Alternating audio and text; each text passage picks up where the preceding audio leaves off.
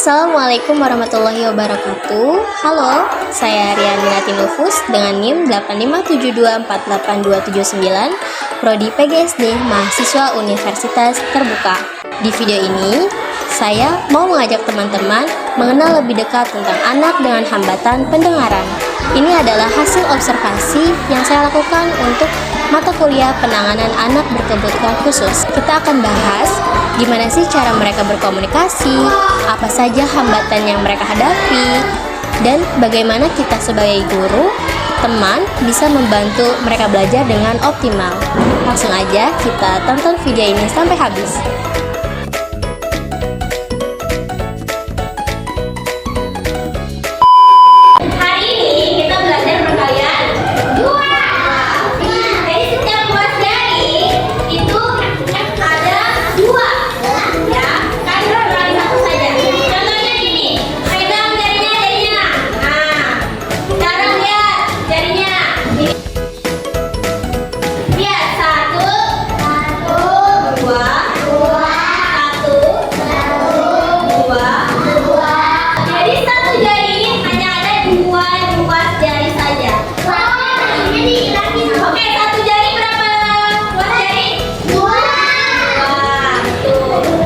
Anak dengan hambatan pendengaran ringan merupakan individu yang mengalami penurunan ambang dengar pada rentang 20 hingga 40 desibel. Pada kondisi ini, anak pada dasarnya masih dapat mendengar dan memahami percakapan dengan volume normal, namun akan mengalami kesulitan untuk menangkap suara yang pelan, berbisik, atau suara pada situasi lingkungan yang bising.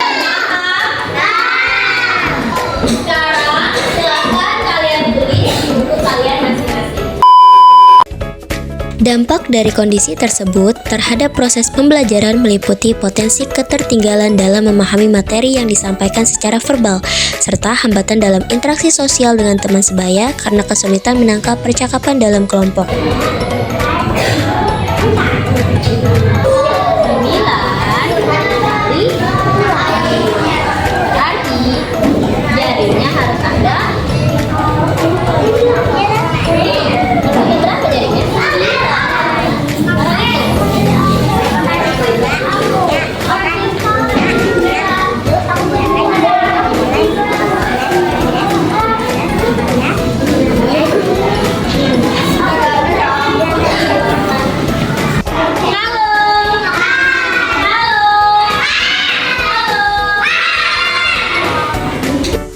Adapun karakteristik yang umumnya tampak pada anak dengan hambatan pendengaran ringan di lingkungan kelas antara lain: pertama, anak cenderung sering meminta pengulangan instruksi.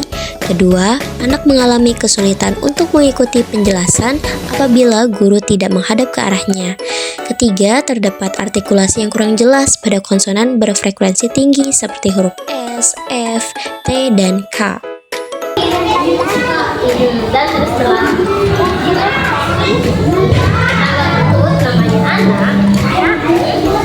mengajak untuk bersepeda di jalan depan rumah.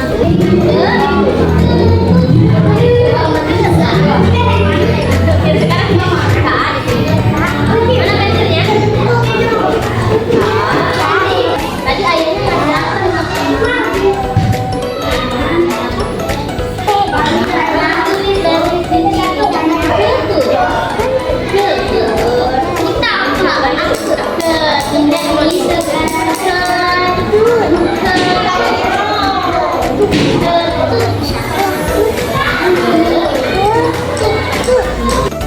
Untuk itu, terdapat beberapa strategi penanganan yang dapat diterapkan.